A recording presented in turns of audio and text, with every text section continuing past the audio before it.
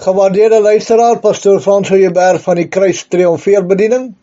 Ek groet julle in die naam van Jesus Christus, ons komende koning. En ek vertrou dat u opgewonde is oor die feit dat u nog in die gesondheid is om te kan luister na nog 'n aflewering uit ons reeks, die boek Openbaring, en hierdie is deel 10 wat ons gaan behandel. Ons is in hoofstuk 2 en ons gaan begin by vers 12.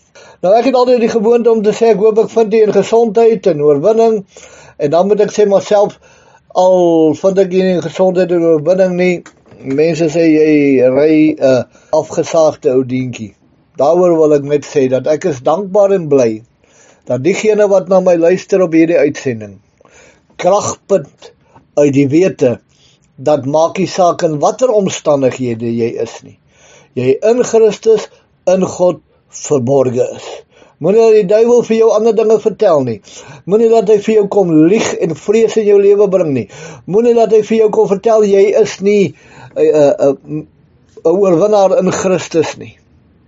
En as jy siek is, moenie dat hy jou kom vertel om te sê dat dit is God wat die siekte op jou gesit het nie. Die Here kan dit toelaat, maar dis nie die Here wat dit doen nie. Maar weet verseker dat as die wegraping plaasvind, jy gesond, sonder gebreke, sonder vlek en rimpel, gaan instap in die hemel om jou Vader te ontmoet. Goed, kom ons begin. Hoofstuk 2 vers 12. En ons het nou al dit nou gestabiliseer dat die woord engel, wat die nou verwys word, kan die voorganger, die pastoor van die gemeente wees. Vers 12 sê, en skryf aan die engel van die gemeente in Pergamus, dit sê hy wat die skerp tweesnydende swaard het.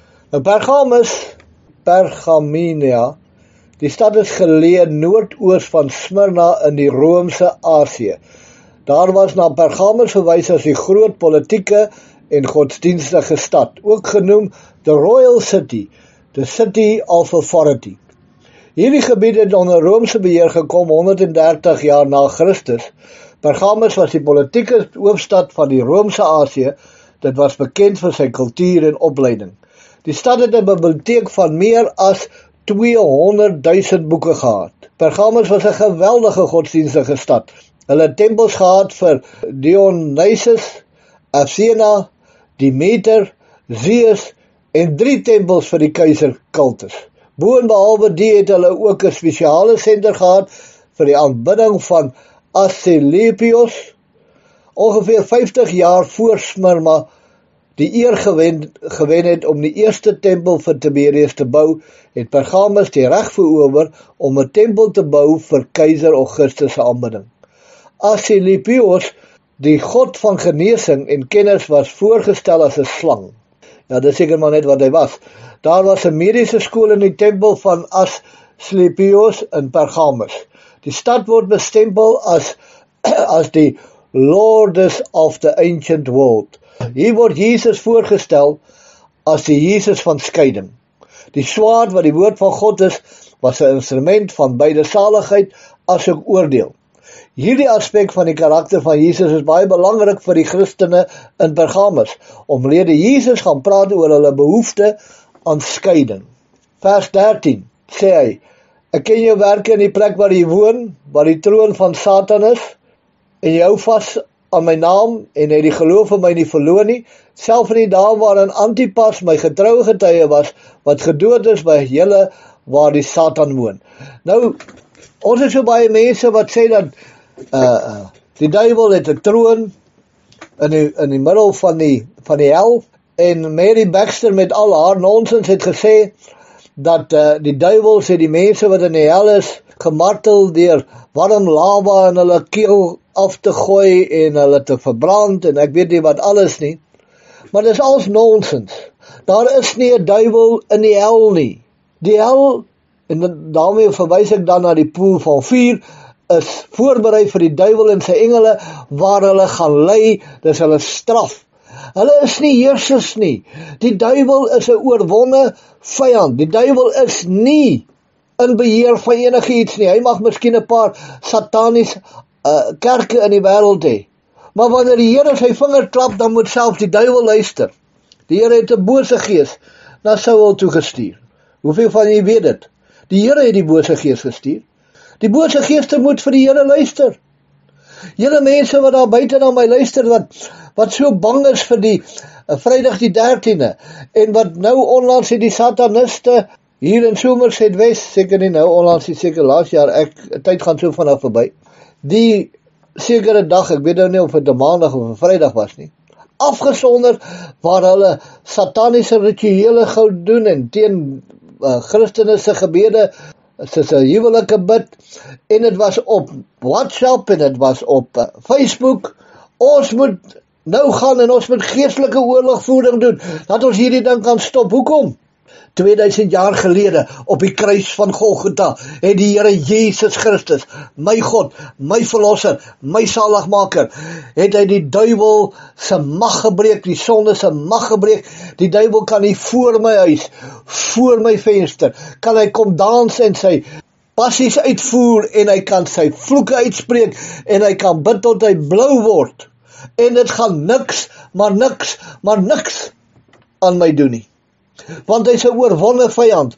Luister, ek is nie hoogmoedig nie. As ek nie in Christus is nie, sal die duiwel met my woer speel. As ek nie in Christus is nie, sal die duiwel my klaar maak. Maar ek is in Christus, in God verborge. Hy is 'n oorwonne vyand. Die Here Jesus het hom aan die kruis uitgeklee en tentoongestel. Daar is niks van hom oor nie. Absoluut niks. Hy het net 2 wapens. Hy lieg vir jou en vrees. Nou kom hy en hy sê vir jou, weet jy, ek gaan jou kinders doodmaak. En onmiddellik glo jy hom, nou vrees jy vir jou kinders. Plek jy net vir hom sê, kom. Werk met hom soos 'n hond, sê voetsek. Want jy lieg. Jy is die vader van die leuns. Dis hoekom jy nie, as jy 'n duiwel uitdryf uit iemand uit, vir hom vra wat sy naam nie. Want hy gaan nie vir jou sê wat sy naam is, want hy lieg, hy kan nie waarheid praat nie. Soos wat die duiwel sê, is teenoorgestelde van die waarheid. En nou die duiwel is in die hel nie. Ons weet waar sy troon is, en ons weet waar hy bly. Hy bly in Pergamus. Dan sê, ag pastoor, die Joos weet jy dit. Die Bybel sê so. Hy praat met Pergamus, hy sê, ek ken jou werke en die plek waar jy woon, waar die troon van Satan is. Nou ek dink die troon van Satan, volgens die Bybel, is in Pergamus, maar ek dink hy het baie ambassadeurs reg oor die wêreld, wat hulle trone in verskillende lande, in al die lande het. Nou sê hy, jy hou vas aan my naam en het die geloof in my nie verloor nie, self in die dae waarin Antipas my getroue getuie was, wat gedood is by julle waar die Satan woon.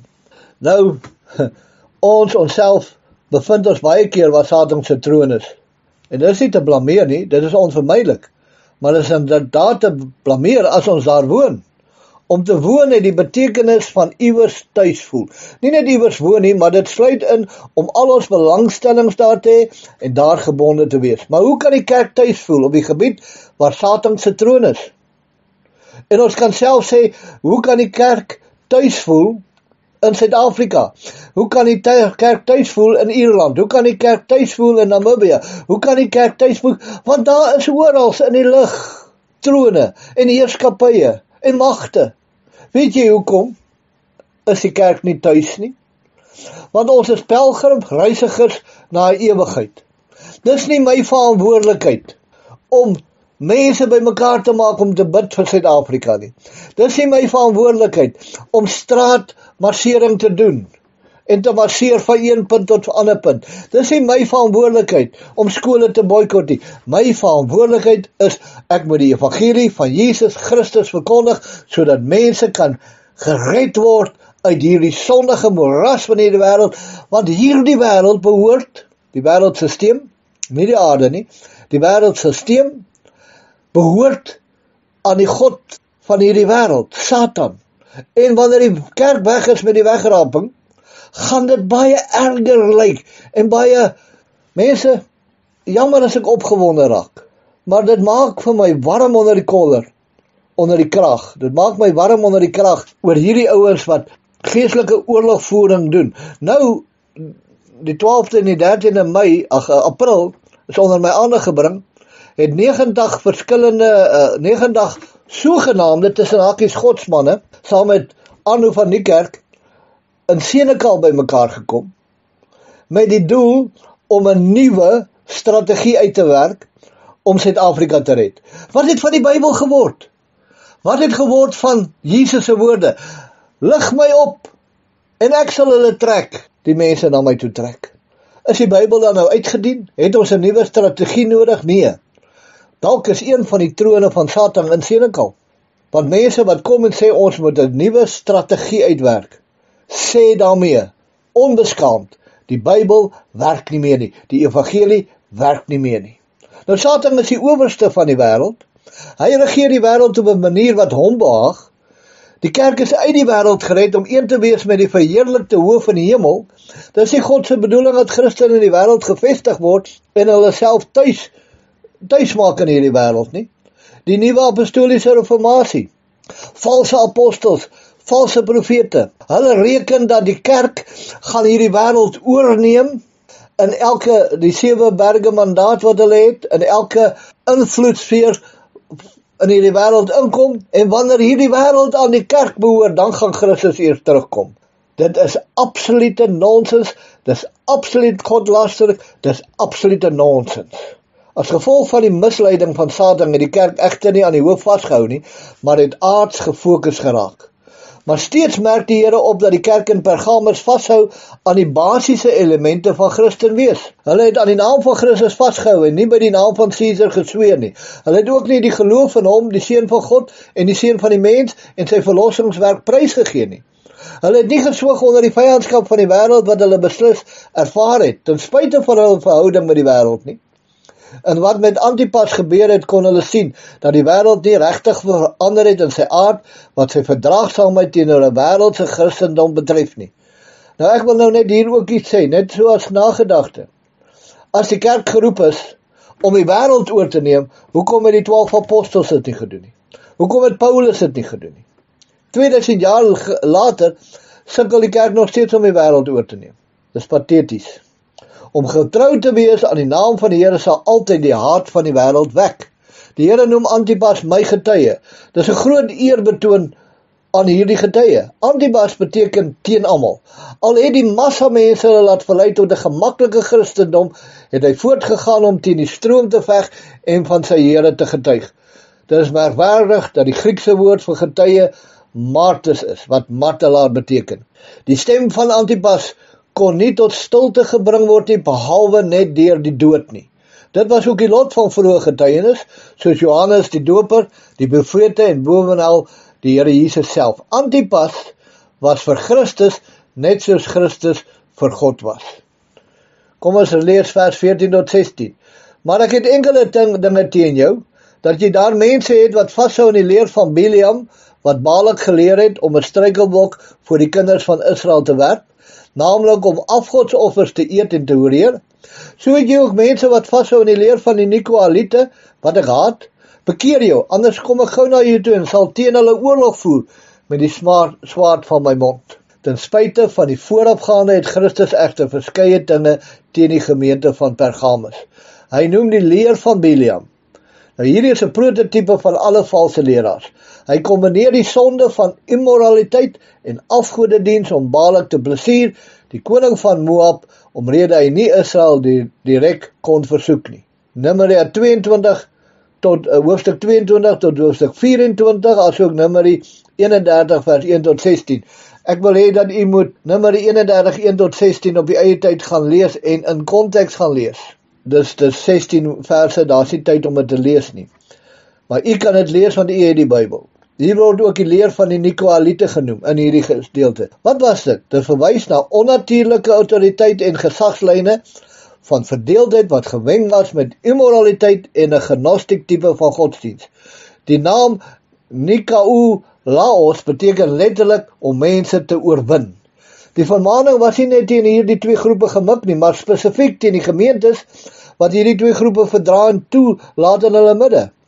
Hierdie was 'n gemeente wat sag was wat leerstellings aanbetref. As 'n sideline wil ek dit net sê. As jy enigiets glo wat die Bybel nie verkondig nie, dan is die Bybel jou hoogste gesag. Ek gaan nie 'n voorbeeld noem nie, ek wil net vir jou sê, as jy enigiets glo wat nie in lyn is met die waaragtige getuienis van die Bybel nie, moet jy die Bybelse kant kies. Nou hierdie Vandag sal ons na so 'n gemeente wys wat nou sag is op leerstellings as besoekersvriendelik, waar die lede gelukkig gehou moet word. Ons moet nou die wêreld wen met liefde, nie meer met die prediking van die evangelie nie. Wat die duiwel nie kon regkry met vervolging nie, het hy probeer regkry met verleiding. Gebruik eers geweld en dan kompromie. 'n Moeilike omgewing is nie die rede om te kompromieer nie. Dis maklik vir kerk om in moeilike omstandighede redes te vorm waarom daar gekompromieer moet word. Ons het almal nodig, is die verskoning, maar ons het nie daardie soort nodig sodat ons moet kompromieer nie. Nie ten koste van die gemeente nie. Die eenvoudige woord bekeer is 'n woord waarvan daar kennis geneem moet word. 5 van die 7 kerke word aangesê om hulle te bekeer. 'n Woord wat grootliks uit vandag se kerke verdwyn het.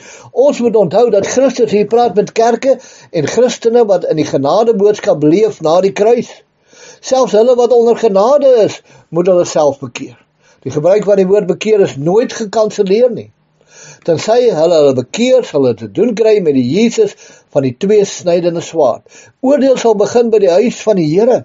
Die tweesnydende swaard dui daarop dat die Here eers teen hulle sal optree met die korreksie van die woord, voordat hy optree met die oordeel van die woord. Vers 17, wie 'n oor het, laat hom hoor wat die Gees aan die gemeente sê. Aan hom wat oorwin, sal ek gee om te eet van die verborge manne, en ek sal hom gee 'n wit keursteen, en op die steen 'n nuwe naam geskrywe, wat niemand ken nie, behalwe hy wat dit ontvang. Hier word die oproep om te hoor steeds toegepas voordat die oorwinnaars aangespreek word. Dit beteken dat die geheel aangespreek word, terwyl wat gesê word persoonlik deur elke gelowige gerealiseer moet word. Elke gelowige wat die oproep gehoorsaam is 'n oorwinnaar. Die oorwinning word behaal deur elkeen wat hom nie laat trek deur die gevare wat hierdie kerk bedreig nie. So 'n persoon is 'n ware pelgrim wat hom nie toelaat om onder die invloed van die heerser van hierdie wêreld te kom nie. Is jy so iemand? Om oorwinning te behaal in 'n situasie waar die kerk haarself toegelaat het om tuis te voel in die wêreld en die idees van die wêreld in haar midde toegelaat het, is dit nodig dat die gelowige in die geheim by God in die krag van die woord lewe. Die verborge manna praat van die Seun van God, wat mens geword het om ons lewe te gee en wat homself verneder het en in al ons omstandighede ingegaan het. Hierdie brood word deur die engele geëet, dit gee hulle krag vir hulle diens. En as jy dit nou nie glo nie, luister mooi hier, Psalm 78:25. Mense het die brood van die engele geëet.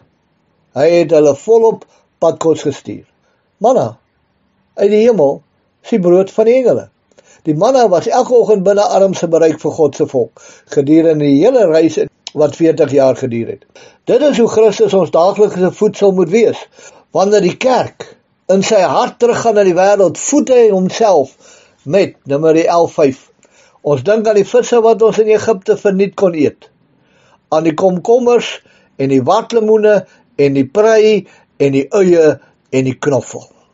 Baie van julle weet nie dat daar so 'n skrifgie in die Bybel staan nie, dat die Jode toe hulle uit Egipte getrek het. Ons hoor net al dat hulle sê, hulle verlang na die vleispotte van Egipte.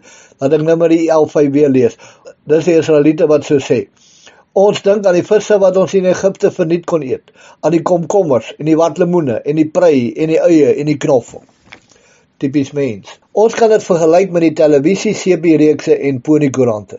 Dit lyk of hulle pittig gekruid is, maar het geen voedingswaarde nie en hulle stink. Oorwinnaars is hulle wat soos Christus apart van die wêreld geleef het. Aan hulle word die verborge manna deur Christus self beloof. Ek dink dat dit beteken dat hy, wat in sy lewe op aarde volkome aan God behoort, die oorwinnaar van sy wonderbare op aarde sal vertel. Die wit klip spreek van goedkeuring en waardering. In die regstelsel het dit 'n vryspraakbesluit beteken. By 'n verkiesing het mense hulle voorkeur vir 'n persoon bekend gemaak deur 'n wit klip te gee. Wanneer hulle 'n swart klip gee, dan het hulle gesê ons stem nie saam nie. Die Here Jesus sal dit doen met die oorwinnaar in Pergamus. Hy druk die persoonlike gemeenskap tussen die Here Jesus en die oorwinnaar uit. Die nuwe naam op die klip is die naam van die gelowiges, waarmee in die hemel beskryf gaan word. Het jy geweet, jy gaan 'n nuwe naam hê. Jy gaan nie meer dom donkie genoem word nie. Jy gaan nie meer gawe genoem word nie. Jy gaan nie meer die mekaar hetta genoem word nie. Jy gaan nie meer vertraagde Pietie genoem word nie. Nee, jy gaan 'n nuwe naam hê, wat op 'n wit klip geskryf word, wat die heerlikheid van God in jou lewe toelaat. Dit is 'n naam wat niemand ken nie, behalwe hy wat dit ontvang. Dit dui daarop dat ons, al geniet ons saam met ander die dinge in die hemel, ons ook 'n persoonlike band met en vreugde in die Here Jesus sal hê, waarin 'n ander mens nie sal deel nie. Het jy al ooit daaroor gedink? Jy gaan hemel toe, en daar's miljoene in die hemel, en daar's maar net een Here Jesus Christus. So, wanneer gaan ek ooit kans kry om met hom te praat? Weet jy, God is so wonderbaarlik, dat ons alles koöperatief in een groep saam sal kan doen, ten opsigte dit wat ons as groep moet doen, maar dan dat ons ook die ervaring gaan hê, dwars in die ewigheid, op sekere daaglikse basis, waar ons persoonlik met God gaan deel, wat niemand gaan bywees nie. Die naam wat hy my gaan noem, is die naam wat net ek gaan ken. En as hy my naam noem, sal ek weet, hy praat met my, en nie met die groep nie. Vers 18, en skryf aan die engel van die gemeente in Thyatira, dit sê die seun van God, wat oë het soos 'n vuurvlam, en sy voete is soos blinkkoper. As jy ooit wil weet, is die Here wit, is hy swart, is hy kleerling, wat is hy? Nee, hy is geelkoper. As jy al die klere van al die nasies in die wêreld meng, kry jy geelkoper. Profeties gesproke toon hierdie kerk die ergste tydperk van die kerkgeskiedenis. In Pergamus was die kerk onder die beskerming van die wêreld. In Thyatira regeer die kerk oor die wêreld. Dit is die tydperk waarin die Rooms-Katolieke Kerk die wêreldmag verower en uitgeoefen het. Dit word algemeen aanvaar dat hierdie tydperk in die jaar 590 begin het met die verkiesing van Gregorius die Grote as die eerste paus en geduur het tot die hervorming in die begin van die 16de eeu. Dis wanneer ons nou die kerke in die geskiedenis wil insit. Die paus het in daardie tydperke so groot invloed gehad dat geen koning of prins hom kon weerstaan nie. In hierdie heersende kerk sien ons wat die Here Jesus in Openbaring 2 vers 20 die vrou Isabel noem. Die Here Jesus spreek Thyatira aan as die seun van God. As die seun van God is hy die fondament van die kerk. Dit is heeltemal in teenstelling met die Rooms-Katolieke Kerk wat beweer dat Petrus die rots en terselfdertyd die eerste paus is. Elke volgende paus word beskou as die opvolger van Petrus. As die seun van God is die Here Jesus ook seun oor sy huis, Hebreërs 3:6. Maar Christus as seun oor sy huis. En ons is sy huis, as ons net die vrymoedigheid en die roem van die hoop tot die einde toe onwrikbaar vashou. Hier is nog 'n bewys dat jy kan uitval uit genade uit. En dan sal ek vir jou sê, as jy nie onwrikbaar vashou aan hierdie roem van sy huis nie, was jy nie werklik wedergebore nie, want 'n waaragtige wedergebore kind van God sal die krag van die Heilige Gees hê, omdat hy gesterf het aan die kruis, sal die krag van die Heilige Gees hê, om vas te hou met vrymoedigheid, as ons net die vrymoedigheid en die roem van die hoop tot die einde toe onwrikbaar vashou. Ons sal dit onwrikbaar vashou. Jy wat na my luister, ek wil vir jou bemoedig en vir jou sê, deur die krag van die Heilige Gees, sal jy die vrymoedigheid en die roem van die hoop tot die einde toe onwrikbaar vashou. Dit is in teenstelling met die vrou Isabel wat optree asof die kerk haar huis is. In teenstelling met die boosheid van die Romeinse kerk stel die seun van God homself voor as die een wat oë het soos 'n vuurvlam. Dit dui op sy goddelike insig met die vermoë om die bose te oordeel. Hy sal alles oordeel wat in teenstelling met sy heiligheid is en sal dit doen deur die weg van volkome duidelike geregtigheid wat aangedui word deur voete soos blinkkoper. Vers 19 tot 20. Ek ken jou werke, hy praat nou met hierdie gemeente Thyatira. Ek ken jou werke en liefde en diens en geloof en jou lydsaamheid en jou werke en dat die laaste meer is as die eerste. Maar ek het enkele dinge teen jou, dat jy die vrou Isabel, wat haarself 'n profetes noem, toelaat om te leer en my diensknegte te verlei om te horeer en afgodsoffers te eet. Hy het geweet alles wat hulle gedoen het, goed en sleg. Liefde. Eerstens, liefde vir God en liefde vir die mens. Daar's geen rede om hierdie woord te beperk tot die betrekkelike engsin wat dit nou dra nie. Dit wil voorkom asof die woord al die diens insluit wat die kerk in die saak van die godsdienst gelewer het. Alles wat die regte vrug van liefde was, of wat 'n uitvoering sou wees van die beginsels van liefde tot God en mens, of getrouheid in die saak van die verlosser. Die woord hier sou nie net vertroue in Christus vir redding insluit nie, maar wat die regte gevolg van sulke vertroue is, getrouheid in sy diens, geduldige volharding van die smarte van die lewe, van alles wat God op enige manier oor hulle gebring het, om die werklikheid van hulle godsdienst te toets. Ons werke as die vrug van die deugde wat sopas genoem is. Die woord word hier herhaal vanaf die eerste deel van die vers, miskien om meer spesifiek te spesifiseer dat hulle werke onlangs meer talryk en lofwaardig was, selfs as wat hulle voorheen was. In die begin van die vers, soos in die begin van elkeen van die sendbriewe, word die woord in die mees algemene sin gebruik om alles aan te dui wat hulle gedoen het, wat beteken dat hy in alle opsigte so 'n deeglike kennismaking met hulle gehad het, dat hy na hulle karakter kon oordeel. In die laaste deel van die vers blyk dit dat die woord in 'n meer spesifieke sin gebruik word, as verwysend na goeie werke en met die oog daarop om te sê dat hulle in die laaste tyd meer hierin oorvloedig was as voorheen. Die wat onlangs uitgevoer is, was meer en meer prysenswaardig as die wat voorheen weergegee is. Dit wil sê, hulle het vordering gemaak. Hulle het meer en meer opgetree in ooreenstemming met die aard en aansprake van die Christelike beroep. Dit is 'n uiters eerbare lof en een wat elke Christen en elke kerk moet soek. Godsdienst in die siel en in die gemeenskap is ontwerp om progressief te wees en alhoewel ons moet poog om altyd op so 'n wyse te lewe dat ons die lof van die verlosser kan hê, moet ons dit beskou as 'n ding wat baie begeer moet word, dat ons goedgekeur mag word om vooruitgang te maak in kennis en heiligheid, dat ons soos in jare groei, eenders kan groei in die ingesteldheid om goed te doen en in die vermoë om dit te doen. Dat ons na mate ons ondervinding opdoen, ook gereed kan wees om die resultate van ons ervaring toe te pas in die bevordering van die saak van godsdienst. Hy sê min lof in godsdienst verdien wat bloot stil staan. Hy alleen ontwikkel behoorlik die aard van ware vroomheid en wys dat dit sy heerskappy ingestel het in die siel wat voortdurend vooruitgang maak. Wie die was waarna hier met die naam Isabel verwys word is nie bekend nie. Dit is geensins waarskynlik dat dit haar regte naam was nie, maar dit lyk asof dit aan haar gegee is as uitdrukking van haar karakter en invloed. Isabel was die vrou van Agab, 'n vrou met groot invloed oor haar man, 'n invloed wat eenvormig vir die kwaad uitgeoefen is.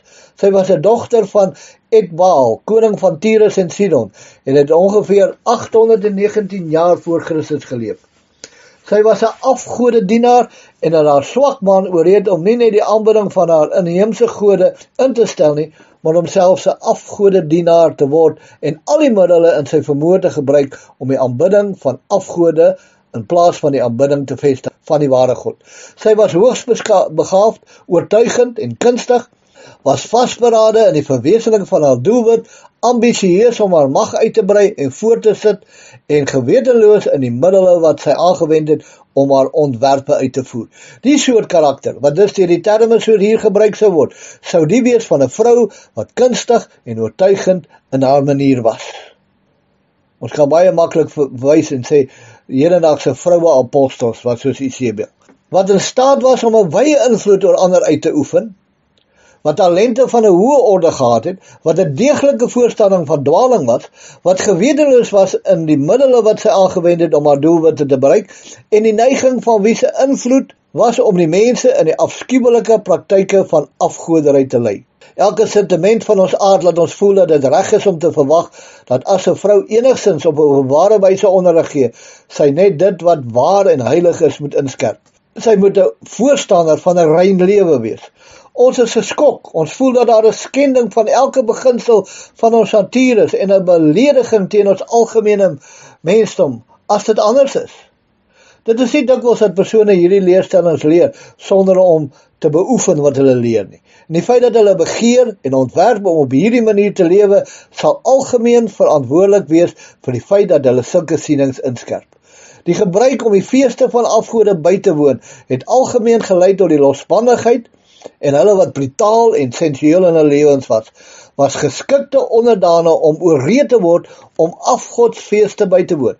Want nêrens anders sou hulle meer onbeperkte verdraagsaamheid vind vir die toegeeflikheid van hulle passies nie.